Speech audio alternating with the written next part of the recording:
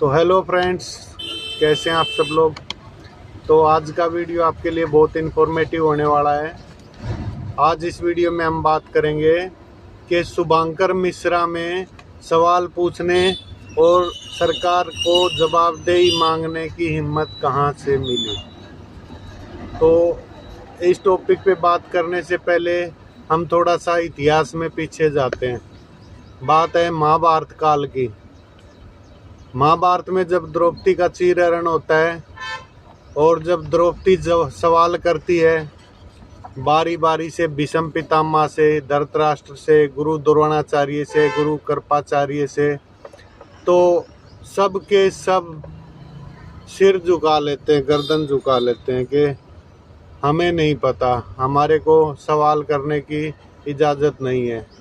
तो ये गुरु द्रोणाचार्य और गुरु कृपाचार्य वही पंडित लोग हैं जिन्होंने पहली बार सत्ता पक्ष के सामने सवाल पूछने की बजाय सिर झुकाया था। यहीं से सवाल पूछने की परंपरा ख़त्म हो जाती है और सिर झुकाने की परंपरा शुरू हो जाती है। उसके बाद मीडिया आती है। मीडिया को गवर्नमेंट अपने कंट्रोल में ले लेती है। तो उसके बाद में आती है सोशल मीडिया।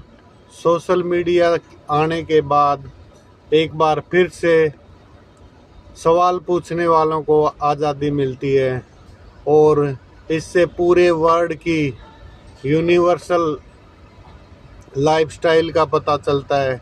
यूनिवर्सल कॉन्शियसनेस जागृत होती है और जब दूसरे कंट्री के मुकाबले हम अपनी कंट्री की तुलना करते हैं तो हमें पता चलता है कि हम बहुत ज़्यादा पिछड़े हुए हैं। हम 200 लगभग कंट्रियां हैं पूरे वर्ल्ड में, उसमें सिर्फ पाकिस्तान, बांग्लादेश, श्रीलंका और अफ़गानिस्तान से आगे हैं, बाकी सबसे तो पीछे ही हैं। तो यूनिवर्सल कॉन्सेंस जब जागृत हुई लोगों में सोशल मीडिया आने के बाद, तो उन्हें पता चला भाई हम पिछड़े हुए हैं। तो उनको सवाल पैदा हुआ मन में कि क्यों पिछड़े हुए हैं। इसका कारण पता किया तो पता चला कि हमारी पुरानी परंपराएं, पुरानी मान्यताएं, पुराने धार्मिक रीति रिवाज, ये सब कारण निकल के आए। तो यहीं से फिर सोचने की और सवाल करने की दोबारा से लोगों में हिम्मत जागने लगी।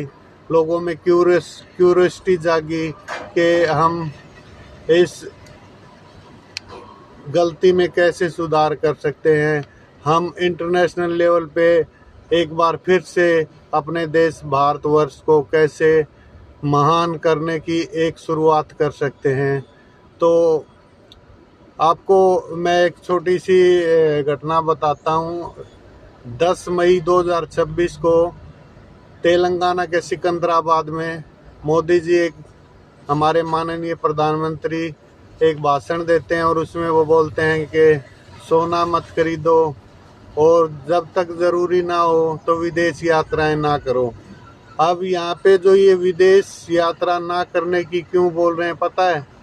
क्योंकि अगर ये विदेशों में जाएंगे तो इनको पता चलेगा कि विदेश तो सारे विकसित हो चुके हैं और हम अभी भी गरीबी में, बदहाली में, बेरोजगारी में, तंगी में अपना जीवन गुजार रहे हैं। तो ये लोग सरकार से सवाल पूछेंगे। अगर बाहर दूसरी कंट्री में जाएंगे तो इनके मन में सवाल आएगा और ये पूछेंगे। तो इसलिए मोदी जी ने बड़े ही अपने पारंपरिक ढंग से भाषण देते हुए बोल दिया, भाई और बहनों विदेश मत जाओ जब तक ज़रूरत ना हो।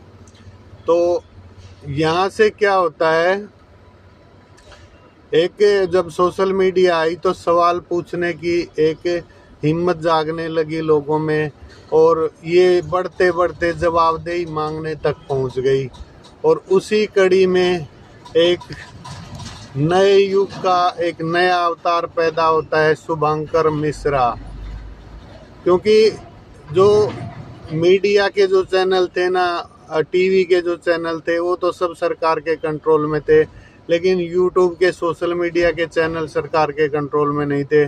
उन्हीं में से एक चैनल उभरा जिसका नाम है शुभंकर मिश्रा, जिसने सवाल पूछा कि मोदी जी कहाँ है, मोदी जी मौन क्यों है, हमें जवाब चाहिए, हमें जवाब दे ही चाहिए।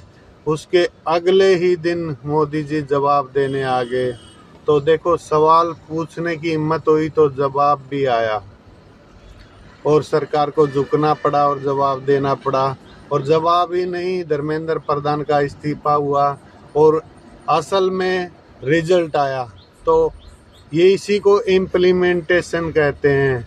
जब हम कोई कदम उठाएंगे ही नहीं, जब हम सवाल पूछेंगे नहीं, तो जवाब कहाँ से आएगा। तो अब सवाल पूछना बंद मत करो मेरे देशवासियों।